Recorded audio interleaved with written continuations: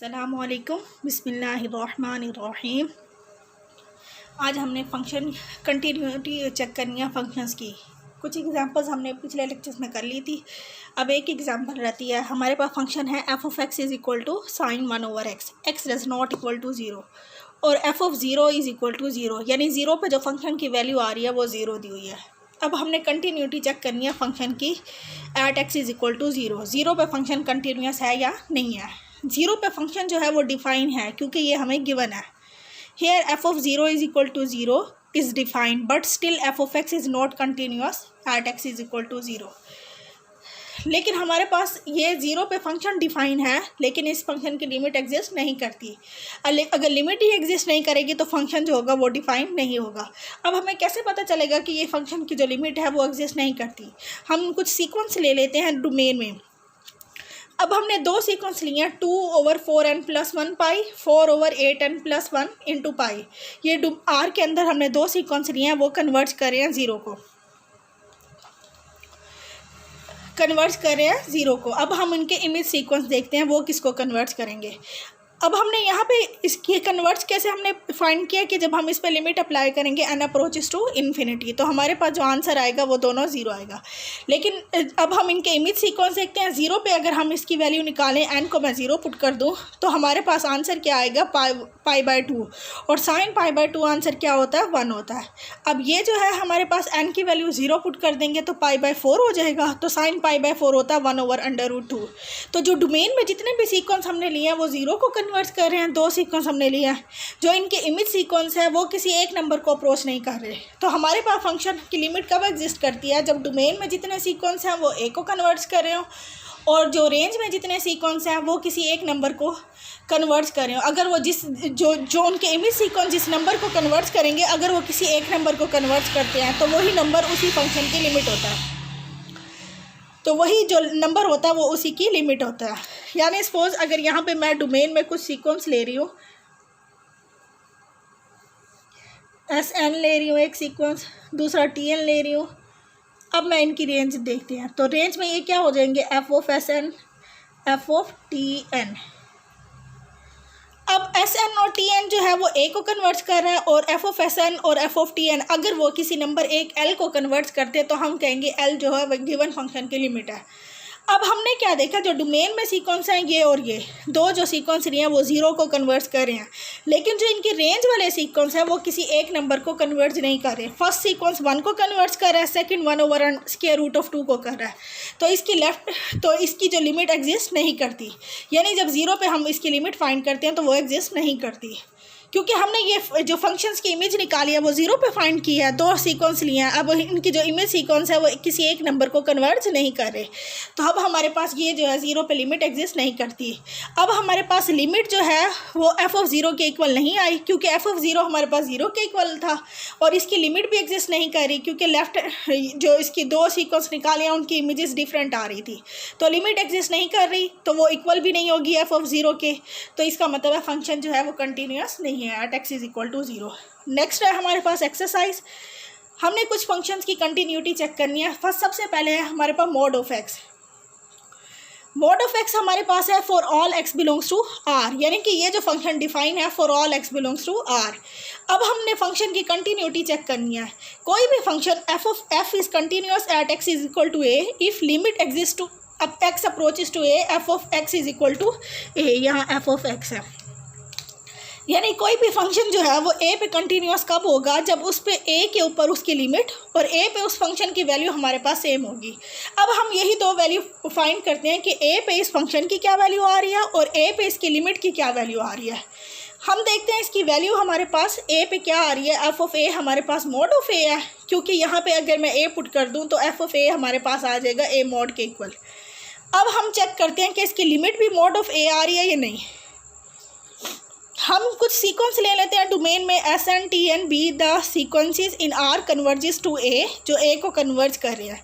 फिर हम उनके इमेज सीक्वेंस देखते हैं। इसके इमेज सीक्वेंस कैसे होंगे, मोड ऑफ SN, क्योंकि हमारे पास जो f ऑफ x है वो मोड ऑफ x है, यानी x हमारे पास डोमेन है तो उसकी रेंज क्या होगी, मोड ऑफ x। अब हम सीक्वेंस SN और TN ले रहे हैं तो उनके इमेज सीक्वेंस क्या होंगे, f ऑफ SN और f ऑफ TN, और उनको हम कैसे लिखेंगे, मोड ऑफ SN और मोड ऑफ TN, ये कन्वर्ट्स करेंगे मोड ऑफ ए को, यानी डोमेन के सारे सीक्वेंस ए को कन्वर्ट्स कर रहे थे और जो रेंज के सारे सीक्वेंस है वो मोड ऑफ ए को कन्वर्ट्स करेंगे।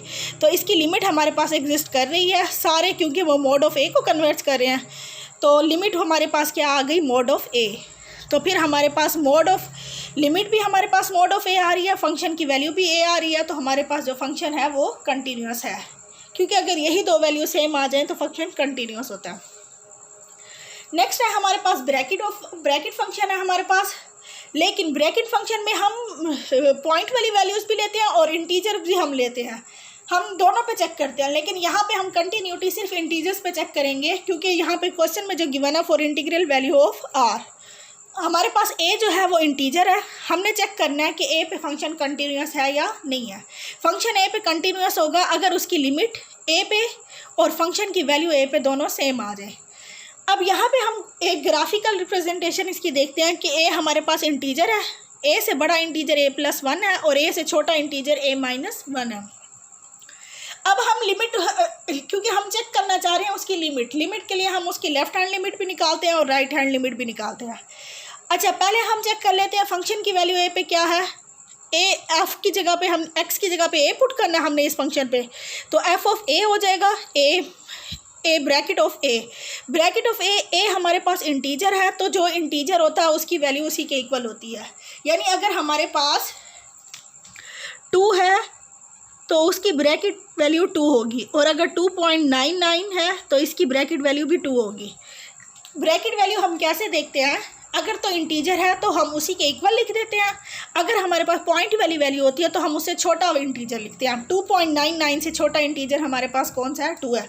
और अगर यही नंबर हमें इस तरह से माइनस में दिया हुआ हो, -2.99, तो इसकी ब्रैकेट वैल्यू हमारे पास -3 होगी, क्योंकि -2.99 से छोटा इंटीजर -3 है, तो आंसर हमारे पास -3 आएगा। अच्छा, अब यहाँ पे हमने क्या किया, ए पे फंक्शन की वैल्यू निकाली, तो वो हमारे पास मोड ऑफ ए आ जाएगी। मोड ऑफ ए की वैल्यू, ए इंटीजर है तो उसकी ब्रैकेट वैल्यू ए के इक्वल आएगी। अब हम इस पे चेक करते हैं इसकी limit x approaches to A, F of x देखते हैं। पहले हम उसकी लेफ्ट हैंड लिमिट निकालते हैं। अब लेफ्ट हैंड लिमिट में हम क्या करते हैं, फंक्शन की वैल्यू ए से छोटी पुट करते हैं। तो अब ए की छोटी वैल्यू हमारे पास क्या है, a-1, तो हम फंक्शन हमारे पास क्या है, mode of bracket of x. अब हम a- का मतलब है हमने a से छोटा इंटीजर लिखना है, तो a से छोटा इंटीजर हमारे पास क्या है, a-1, उसकी लिमिट हमारे पास a-1 कांस्टेंट है, तो उसकी लिमिट हमारे पास a-1 के इक्वल आएगी। जब भी हम लेफ्ट हैंड लिमिट पुट करेंगे तो हम उससे छोटा इंटीजर लिखेंगे, राइट हैंड लिमिट पुट करेंगे तो हम उसी के इक्वल लिखेंगे। अब हमारे पास क्या है, limit x approaches to A F of x.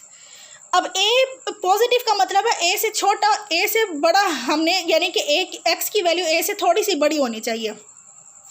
F of X हमारे पास ब्रैकेट ऑफ एक्स है, अब हमारे पास ए से थोड़ी सी बड़ी होनी चाहिए, यानी अगर एक्स यहाँ पे है तो ये तो सारी पॉइंट वाली वैल्यू है, तो इससे छोटा इंटीजर हमारे पास क्या आएगा, ए ही आएगा। तो हम यहाँ पे जब हम ब्रैकेट ऑफ एक्स की वैल्यू पुट करेंगे वो ए पुट करेंगे, तो हमारे पास आंसर आ जाएगा ए। हमने आंसर ए ही पुट करना है, लेकिन लेफ्ट हैंड लिमिट में हमने ए से छोटा वाला लेना है, तो वो a-1 आएगा। अब यहाँ पे x जो है वो a से थोड़ा सा बड़ा है, तो अब x से छोटा इंटीजर हमारे पास a आ रहा है, तो हम यहाँ पे a पुट करेंगे। तो लेफ्ट हैंड लिमिट हमारे पास a- I, right hand limit हमारे पास a आ रही है। तो लेफ्ट हैंड लिमिट और राइट हैंड लिमिट सेम नहीं है, इसका मतलब है लिमिट एग्जिस्ट नहीं करती, तो फंक्शन कंटिन्यूस नहीं है। अब हमारे पास नेक्स्ट क्वेश्चन है, f of x is equal to x minus bracket of x, x belongs to r for integral values of r. अब यहाँ पे भी हमने जो ए लेना है वो इंटीजर लेना है, यानी हम ए को इंटीजर ही कंसीडर करेंगे। f is continuous at x is equal to a if limit x approaches to a f of x is equal to f of a, यानी कि a के ऊपर फंक्शन की वैल्यू और a की लिमिट हमारे पास same होनी चाहिए। a पे हम लिमिट पहले फंक्शन की वैल्यू चेक कर लेते हैं। हमारे पास जो फंक्शन है वो x माइनस फंक्शन हमारे पास जो है f ऑफ x हमारे पास है x minus bracket of x। अब हमने क्या लेना है, x की जगह पे a पुट करना है, तो हमारे पास आ जाएगा a minus bracket of a हमारे पास इंटीजर है तो उसकी ब्रैकेट वैल्यू a के इक्वल आएगी, तो a माइनस a हमारे पास 0 हो जाएगा। अब हमने पुट करनी है left hand limit. Left hand limit में x जो है वो a से हमने छोटा पुट करना है, यानी कि x की वैल्यू a से छोटी होगी। Limit x approaches to a f of x। अब f ऑफ x की वैल्यू है x minus mod of x। अब हमने a माइनस ले रहे हैं x पे, तो हम limit x approaches to a x पे भी अप्लाई कर देंगे और ब्रैकेट ऑफ x पे भी अप्लाई कर देंगे। क्योंकि ये दोनों फंक्शन माइनस हो रहे हैं, हम माइनस करके लिमिट अप्लाई करें या लिमिट लेके माइनस करें तो दोनों का आंसर सेम होगा। ये लिमिट की प्रॉपर्टी है। अब यहाँ पे x की जगह पे तो हम a पुट कर देंगे। अब x की वैल्यू हमने a से छोटी लेनी है, तो a से छोटा इंटीजर हमारे पास क्या है, a माइनस 1। तो हमारे पास आ जाएगा a माइनस 1। जब माइनस करेंगे तो माइनस a प्लस 1 हो जाएगा, a से a कैंसिल हो जाएगा, हमारे पास आंसर आ गया 1।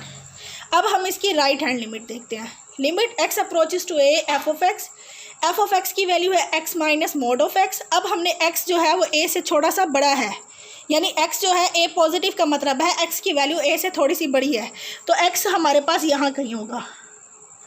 तो अब हमने x से छोटा इंटीजर लिखना है, तो हमारे पास इस x की वैल्यू a से बड़ी है, तो उससे छोटा इंटीजर हमारे पास क्या आ रहा है, a आ रहा है। तो हम x को तो वैसे ही लिखेंगे, ब्रैकेट ऑफ x की जगह पे अब हम कौन सा इंटीजर लेंगे, a लेंगे। तो a माइनस a हमारे पास क्या आ गया, 0। x की लिमिट a जब पुट करेंगे तो a आएगी। ब्रैकेट ऑफ x में हमने a जो है x जो है वो a से बड़ा है, तो बड़ी वैल्यू यहाँ पे आ रही थी, उससे छोटा इंटीजर हमारे पास a था, तो हमने a माइनस a पुट कर दिया, आंसर हमारे पास 0 आ रहा है।